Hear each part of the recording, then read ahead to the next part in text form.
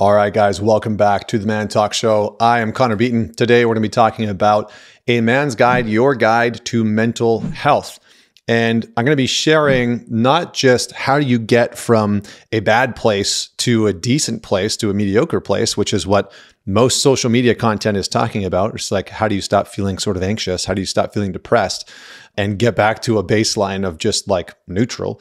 I'm going to talk about how do you move from wherever you are, right? If mental health is, you've got a -10 being really bad to a 0, which is neutral, to a +10 being absolutely exceptional. How do you move from wherever you are on that spectrum upwards in the scale, right? We want to move up and to the right.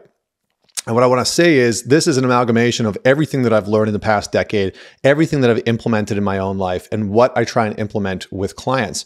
And I want you to know that when I started off on my work, I was probably like a -8 or 9. You know, there was moments where my mental health was abusive towards myself. The way that I talked to myself was absolutely brutal. The way I treated myself was not good, and I was constantly sabotaging myself. And today, I'm consistently, again, on that scale, on that spectrum, probably a +7, a +8. You know, it fluctuates. Sometimes I'm a +9, sometimes I'm a +5, but it fluctuates. But it's in a place where if you would talk to me 10 or 12 years ago, I'd have been like, man, I don't think I've ever experienced real mental health. And so what I'm going to share with you today is how to move from one place to the other. Where we're going to start is defining mental health. What actually is mental health? Well, I love this notion that mental health equals mental flexibility, right? Mental health equals mental flexibility. And if you look at anybody that's suffering from poor mental health, it is usually because there is a high level of rigidity, and that person is psychologically or mentally or even within their identity, they're very rigid, they're very fixed. Things are very stationary and stagnant. They don't move. Things need to be a certain way. There's a high level of control. There's a high level of needing to know the outcome. There's a high level of putting energy and effort towards things that you can't control the outcome of. This is why you see a lot of people who look at some of the world's problems today, and they have, from the outside at the very least, it looks like very poor mental health because they are trying to impact and influence these things that are so big, that are so large, that are so out of their control, and they're missing the small details that they could actually influence in their day-to-day lives while trying to shift these very, very large systems that are on a global scale. And that produces a tremendous amount of suffering internally, which we're going to talk about in a minute. But I want you to stay with this idea. What does it look like for you to be mentally flexible? One of the biggest pieces that creates mental flexibility is, again, reining in the nets on what you can influence, what you can control, what you can affect, and what you can't. And that simple act of letting go of like, well, that was out of my control, and then that I can't do anything about, and I can't change that thing. But what can I influence today? What decision can I make? What choice can I make? And actually pulling back in on the things that you can influence and letting go of the things that you can't is going to produce a tremendous amount of pliability and flexibility within your mind, because your mind will stop cycling and thinking about how to solve things that it can't control. Really important caveat and asterisk that I want to put in here. When you spend an inordinate amount of time thinking about things that you can't control, thinking about things that you can't change, fixated on them, that is a definite form of suffering. And that is going to produce, in turn, very poor mental health, because you are going to be hurting and frustrated and depressed or anxious about something that you actually have zero control over. So we have to rein the nets in. So again, mental health equals mental flexibility. There's great work on this by Carol Dweck in a book called Mindset, where she talks about fixed versus growth mindset. I just like fixed versus flexible. How mentally flexible can you be? So with that definition said, let's get into the 7 things that you can start to do and implement today.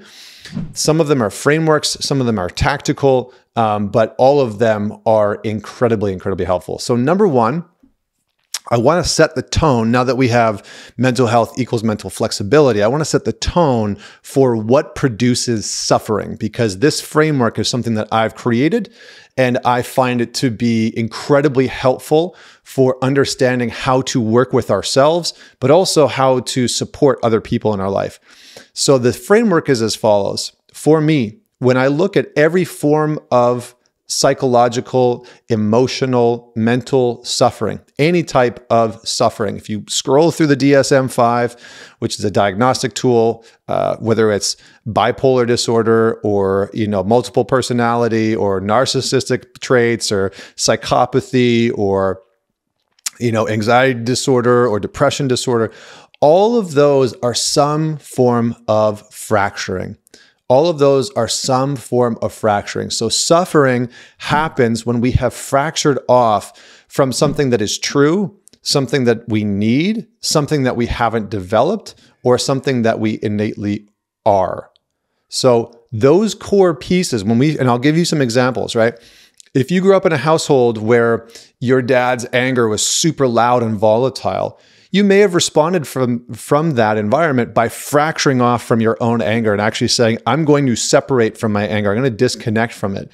And because of that, you lack boundaries. You're not assertive. You're not direct. You don't say what you want or need. That's a type of psychological fracturing. You've fractured off from your anger. You've tried to push it away. You've tried to disconnect or disassociate from it. And that produces a tremendous amount of suffering because everybody experiences some form of anger. And so the aim isn't to fracture off from the things that we think are unhealthy or not useful. The aim is to integrate and create a sense of wholeness with the aspects and elements of ourselves that are true. And again, if you look at any disorder, fracturing is at the epicenter of it. And, for a lot of you guys that I've worked with or talked to or, that message me, part of that fracturing might be around your sense of self-worth, right? It's like, I don't have any value. I don't have any sense of worth. And so you fractured off from a sense of like, I have meaning, I have value, I have worth in life. And the aim is then to say, okay, that is suffering. That's not true. So how do I reclaim my worth? How do I reclaim my value? How do I allow myself to see that? What do I need to do? What do I need to build? What do I need to create? How do I need to operate in the world to actually reclaim or reintegrate or allow that part of me, my worth and my value to exist within me? And it might be allowing your anger to be honest and true. It might be that you need a sense of self-compassion, right? Maybe you fractured off from your sense of self-compassion. And so, this is what I did, right? Maybe you're berating yourself constantly and, just shitting on yourself, and the way you talk to yourself is terrible. You're constantly criticizing yourself. Well, that's likely because you have over-indexed on self-criticalness and shame-based motivation. And what you need is to reclaim that level of self-compassion. So that's where we're starting. Any type of fracturing will create suffering. When you fraction off from what is biologically true, when you fracture off from what is true about your identity, when you fracture off from an emotion that is true, right? This is what a lot of guys get into trouble for in their life. They try and disconnect from their grief or their sadness or their anger, or whatever it is, and that produces a net negative effect in the long term, right? And in the short term, because in the short term, it can have very, very big net negative impact. So that's number one. Number two is about anxiety. Anxiety is less of an emotion than it is an excess of energy trapped in your body. And I say it again, anxiety is less of an emotion and it is more of an excess of energy trapped in your body. So really cool scientific research. I love this part. This is kind of geeky for me. But when you look at the brain on anxiety, it looks very, very similar, almost identical to when you are excited. Now, when you're excited, what's happening, right? There's a tremendous amount of energy moving in your body. A lot of the neurons in your brain are activated. And what's cool, at least, I mean, if you suffer from severe anxiety, you probably don't find this cool. But what's cool is that the same parts of your brain light up when you're really excited, when you're like in this sort of peak excited state, that light up when you are experiencing pretty severe anxiety. Now, what does that mean? It means that anxiety is an energetic response. And for many of the men that I've worked with, anxiety happens because of two things. Number one, anxiety is happening, three things. Anxiety is happening because real circumstances in your life are causing some strain and stress, right? Maybe you're worried about how you can pay your rent. Things aren't going well in your relationship and you're worried about your girlfriend breaking up with you, like those types of things where it's like this just genuine stress in my life, because anxiety and stress are, again, there's not a lot of differentiation between those two things. So that's the first thing. The second thing is that the alarm system in your body is falsely going off. So anxiousness happens when a man has either never really developed a deep sense of safety within his own body, or something has happened to him that has fractured that sense of safety within his own being. Now, maybe you were in a motorcycle accident or a car accident. Maybe you were in a past relationship where the girl that you were dating, you were in love and, you just like thought this was the one. And then boom, out of nowhere, she breaks up with you, moves her shit out of your house. And you're just like, what happened? And then you get into another relationship and you start to catch feelings. And all of a sudden this anxiousness starts to rise up in the body. And you're like, oh man, what's going on? Like I feel safe in this relationship. Why do I feel this anxiety? Well, it's your body's alarm system is falsely going off, right? So it's detecting a threat that isn't there. That's another way of describing anxiety. Sometimes anxiety is that your body is detecting a threat that isn't actually there. And this can happen because of a number of reasons, right? You can have trauma in the past and have some PTSD where that anxiety gets very activated and you have a lot of energy in the body. So those are some of the main reasons. The last piece that can cause anxiety is that you actually just have a lot of energy. You are a very high energy person, and nobody has actually taught you how to ground that energy and how to direct that energy in a healthy way.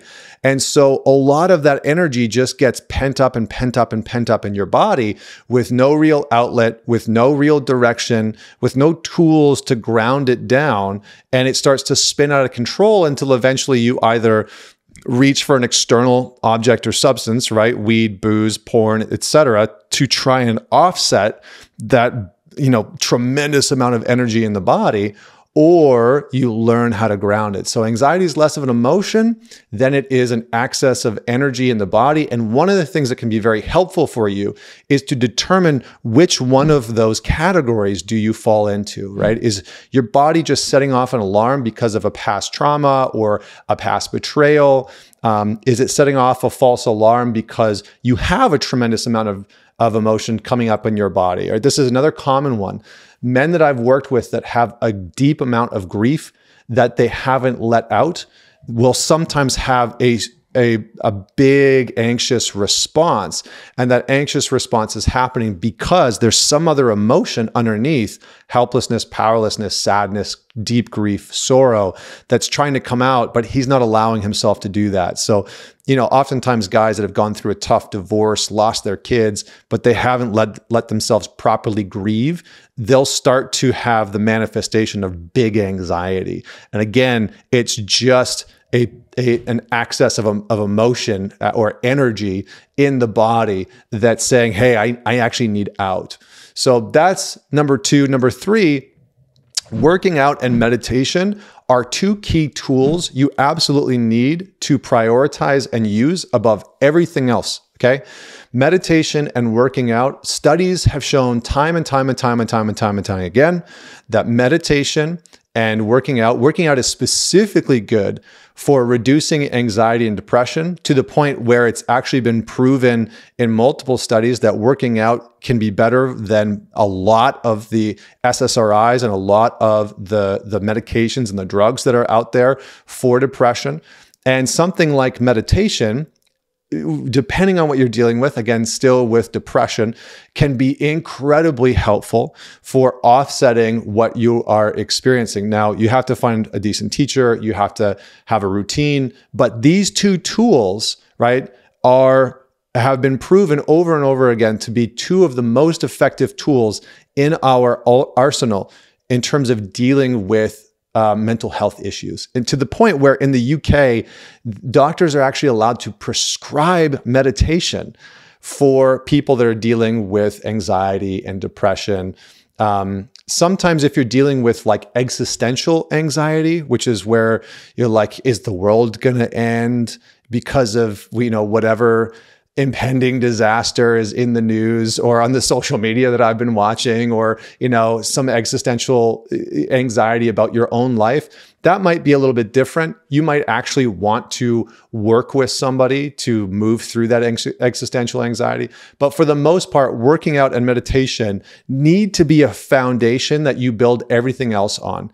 What I tell most guys is, if you don't have a like rigorous workout routine where you're working out like probably 5 to 6 days a week. If you're like me, because I have a ton of energy in my body, I need to work out 5 or 6 days a week. Otherwise, I start to get squirrely, like things just start to come off the rails. And then I need to meditate or do breath work every single day. I'm going to talk about breath work more in a minute. So those things will help reduce your anxiety and depression. They are going to help you raise your baseline, right? If you're in a -5, those things are going to help raise your baseline because you are going to produce the right neurochemicals in the brain and the body. You are going to move your body and use your body. You're going to have to quiet the mind. You're going to have to do all of the things, right? That's the training ground for your mental health. Number 4, limit eating so much damn sugar, gluten, and caffeine. I'm not saying don't do those things ever. I drink coffee every day, or mostly every day. But I remember growing up as a kid, my breakfast consisted of like Rice Krispies and spoonfuls of white sugar, or like a double chocolate chip muffin from Costco that was like the size of my damn face. And so the amount of sugar and calories that I took in as a kid first thing in the morning would get me super jacked up, and then I would have a spike later on in the day. And I just never ate healthy. And it wasn't until the last sort of like 5 or 6 years where I really got my nutrition in order. And I don't count macros. I'm not like so extreme. I know for some of you, that's going to work really well. We're going to count macros, and you're going to count your calories, and that's going to work for you. For me, it feels very restrictive, and I don't enjoy doing it. I might do it when I actually like need to cut weight and I have a specific goal in mind. But for the most part, I've just changed my diet. So I have like 2 or 3 go-to breakfast meals. I have 2 or 3 go-to lunch meals, and I have, a combination of things for dinner. But usually like my dinners consist of protein and some type of vegetable. And that's pretty much it. And so Monday to Friday, and my wife's on board and my son's on board, what we do Monday to Friday, we eat protein and some type of vegetable. And that's what we eat for dinner during the week, period. Whether it's, a fish or chicken or a steak or something along those lines. So really start to limit how much sugar and caffeine and gluten you are eating, because that shit's in everything, and too much of it is not good for your system. Number 5, I just wrote down sleep, motherfucker. Like, I know this one is simple. I know this might sound stupid, but dear God, prioritize your sleep. Cut off the usage of your cell phone before bed, even if it's just 20, 30 minutes. A lot of you are probably sitting on your phone, doom scrolling or checking emails or looking at whatever it is that you're looking at right before bed. And that's not supporting your mental health, and it's not supporting your sleep.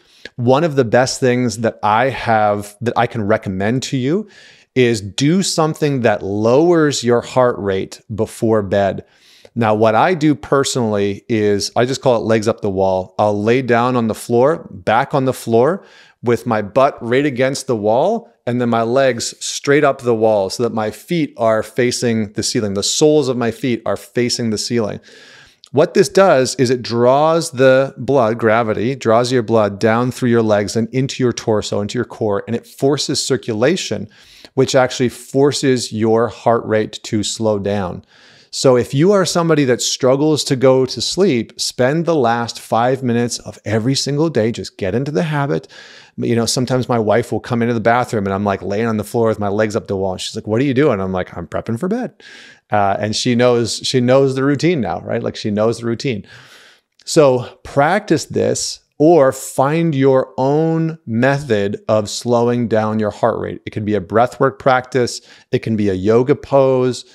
Try and avoid any like spine twists at night if you're doing yoga late at night. Yin yoga can be very good. If you're going to do like hip openers, that can be helpful. But you want to find something where it's going to actively slow down and not speed up your heart rate.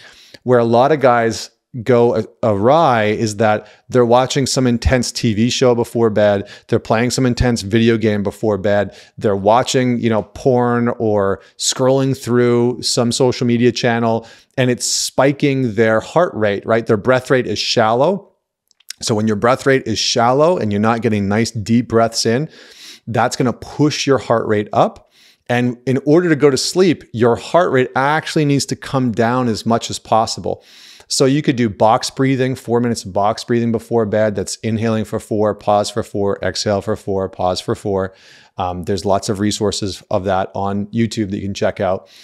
You could do box breathing or some type of stretch like the one that I laid out, legs out the wall. That is going to help you get to sleep. And then obviously prioritize getting a good amount of sleep, right? Sleep is great for, and again, there's so much science and data on this, I'm not even going to get into it, but sleep is super important for emotional regulation.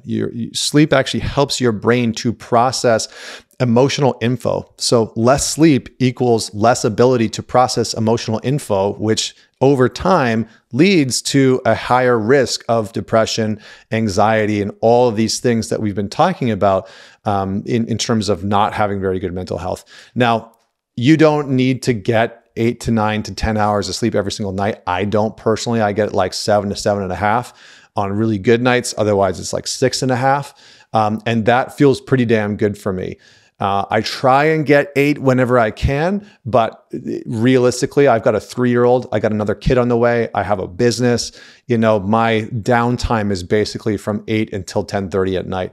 So I try and get 8 hours of sleep whenever I can, but the quality of my sleep is very, very good. And that's what I'm after. Number 6, and I only have 2 more. Number 6, social connection. Lots of research on this. The quality of your life and your health and your mindset is determined by the quality of your relationships. One of the longest studies done in the world was by Harvard over the course of 75 years, and it was predominantly men. And what they found was that the quality of your friendships at 50 determined your health at 80. And so we really have to prioritize positive, healthy, challenging, accountable relationships, specifically with other men. If you don't have good men in your life, prioritize that, because everything else that I'm talking about will be supported by really great men in your lives. And last but not least is body and breath practices or embodiment practices, getting into the body. This is going to be essential for you to ground your nervous system, for you to be regulated. A lot of the times, the reason why people have poor mental health is that they are so disconnected from their body, and their brain is being constantly inundated and overrun by too much somatic information or body information. So I'm going to give you 2 phrases that I found to be super helpful. Number 1, the body is your emotional brain, right? The body is the emotional brain. It's the place where a lot of your emotions are going to be coming from. So just like your mind, your brain is the center for your thoughts, or is the place where the language of your thoughts emerges. Your body is the center for where your emotional information or your emotional language or emotional information and data actually comes from. And so if you're a man who is disconnected from his emotions, is numbed out all the time, doesn't really knows like what he feels, or you're a man that is reactive all the time and angry and volatile, that's likely because you're very disconnected from your body, and it hits a tripwire when you feel too much and it just sort of takes over. So getting into your body, having breath practices that you do every day, yoga, tai chi, these types of things, just even stretching can be incredibly helpful. I try and stretch for 15 to 20 minutes every single night. Sometimes I'll do it, if my wife and I are going to watch a TV show together, or, watch a sporting event. Like last night we were watching the NBA finals. And I'm sitting on the ground like doing some yoga stretching, opening up my hips, and that can be incredibly helpful. So that's the one phrase. The other one that I think is incredibly helpful is that your body is the mind of your unconscious, or your unconscious mind is stored in the body. So this is a little bit more esoteric and a little bit more entering into the psychoanalytical space. But in my frame of work, your body is where your unconscious mind is stored. And so if you want to get into the real depths of why you sabotage, or to stop sabotaging, or to start directing yourself in a more authentic, more just kind of way, you actually need to get into your body, because that's where your unconscious mind lives. A lot of you are sabotaging in a very unconscious way, right? It's like, I hear guys asking this question all the time, like, why can't I stop texting her? Why can't I just quit this? Or I don't know why I keep going back to this behavior or this, this habit. Like, I just want to get rid of it. And I don't understand why this is happening. Well, that's not happening in a conscious way, right? You're not in this super logical, conscious choice of like, let me possibly blow up my relationship. Let me possibly blow up my health or my finances. That's not how it's working. There is an unconscious response internally that's driving that behavior. And that unconscious response is not happening here. It's happening beneath the neck. It's happening in your body. And your body is calling the shots for you to go and do that behavior. So having breath practices, having body practices, you might want to do some somatic work with somebody. This is a lot of the work that I lead with men, is helping to get them out of their head and into their body, into their direct felt experience. But having those types of practices will lead to more mental health, because you will actually be decluttering your mind from a lot of the emotional details and volume of information that's receiving. One last fun fact that I'll give you that will hopefully land the plane on this. The vagus nerve, you've probably heard of polyvagal theory, but the vagus nerve running the length of your body on your spine is basically the information highway between your body and your brain. What we have discovered is that 80% of the information is going from the body up into the brain, and only 20% of the information is going from the brain down to the body. So what that means is that your body is sending a tremendous amount of information up to the brain and calling the shots in a lot of different things. And that's your nervous system. That's whether you feel stressed or you feel calm. And so learning how to listen to the information of the body, ground the body, regulate your nervous system is one of the most important things that you can do for your mental health. Many guys that I see, that I work with, their mind is just inundated with an onslaught of information from their body that they do not know how to deal with.